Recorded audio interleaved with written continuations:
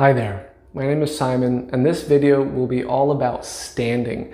And it will be an attempt to make an exercise out of standing.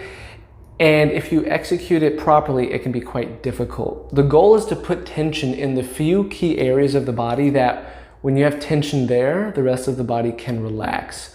We're going to talk about how gravity affects us in a negative way and how we all respond to gravity in some version of this one common core pathology or dysfunction. It's not ideal.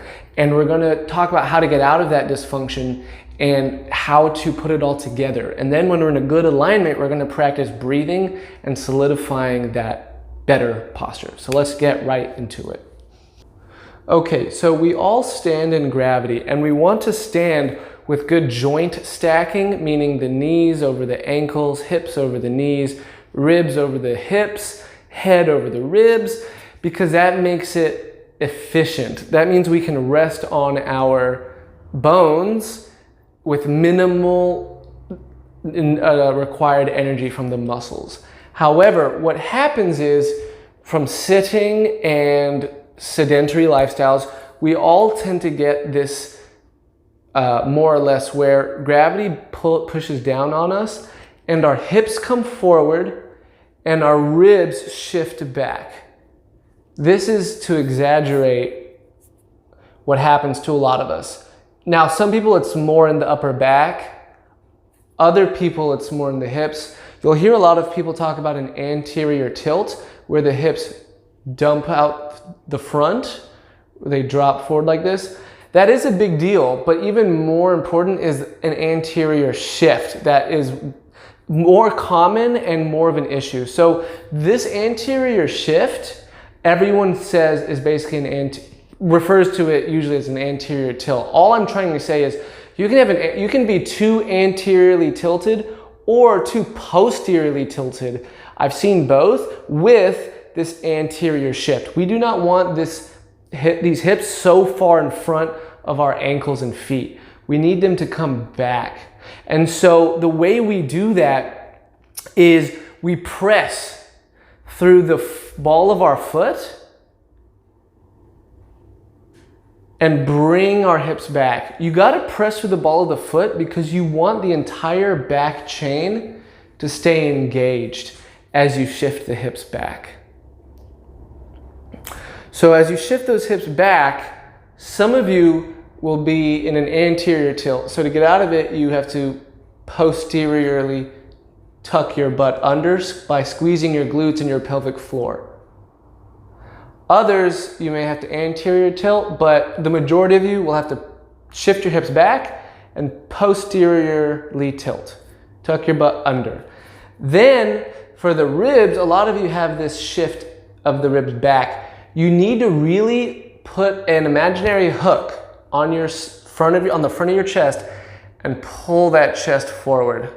By pulling it forward, you will open up the front, and that's going to be very important. Being able to get into this position where your back is straight and your hips are square and flat and neutral is so important when we start getting into motions that involve rotation, because you can't, if you rotate on a spine like this, it's going to be very bad for the discs. So in life in general, anytime you're doing athletic movement, you don't want to be here. You got to be more here.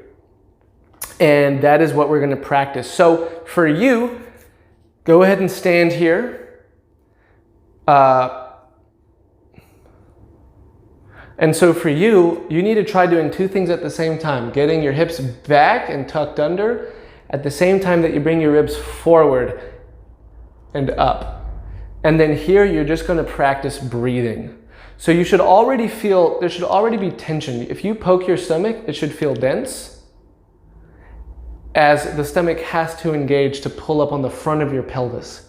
When you tuck your tailbone, it cannot be empty in the stomach. You need to tuck your tailbone. Part of that comes from the glutes, but the other part of that comes from the abs. So when you're standing, if you can have good engagement and tension back here, and right here in the upper back, those three areas of glutes, core, thoracic spine, the rest of your body can relax and you'll be very stable. So once you're here, we're just going to practice breathing the way you've probably already come to know how to breathe, which is simply keeping tension in the core. We're going to slowly breathe into the ribs and lengthen the ribs from head to toe,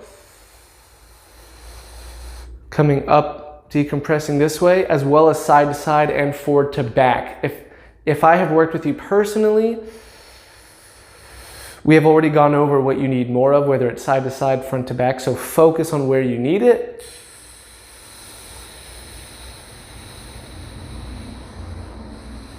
And you're just practicing expanding the ribs while keeping tension on the core and breathing. You know you're doing it well if you get a burn in the upper back, maybe in the glutes, maybe in the core, but especially in the upper back.